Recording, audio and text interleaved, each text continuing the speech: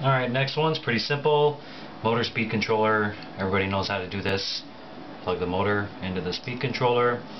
I just went ahead and took some two-sided tape. I'm going to be mounting this guy right here on the side.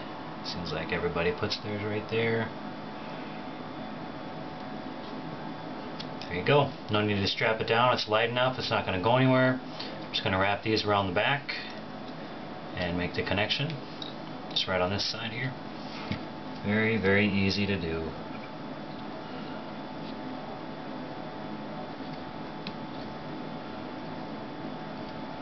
Now these stock pins are actually fairly durable.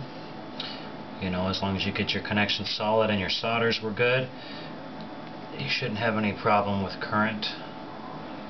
We're not going to be drawing extra large amounts of current on this helicopter, so at this point I'm not concerned with it. We'll watch motor temps and some other things to see if that changes. One thing I wanted to talk about a little bit today was pinion mesh. I know people are talking about having warped gears and getting excessive vibrations or it being noisy. You know, the thing about the pinion mesh on this, same with the belt mesh, it's not going to be like your bigger birds. Sometimes you might even think it might feel a little bit loose, but you want everything on this thing being, you know, as free as possible. I mean, I'm turning the motor just by barely touching the flybar, and you want that motor to coast in freewheel. This whole setup is too small for me to show you the mesh on camera, but if you watch the paddles, you can get a feel for how much backlash I'm putting in there. Check a couple of spots. You're good to go.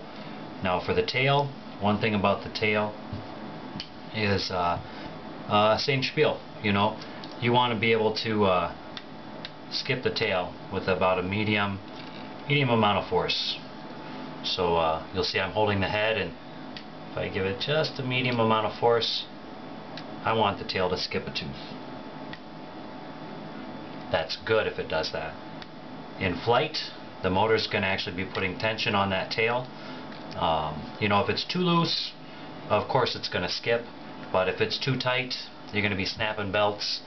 I know people have talked about snapping the belts. There should be no reason to do that on this bird if you got the belt mesh like it needs to be. That's all I got about that. Motor speed controller, belt mesh. Thank you.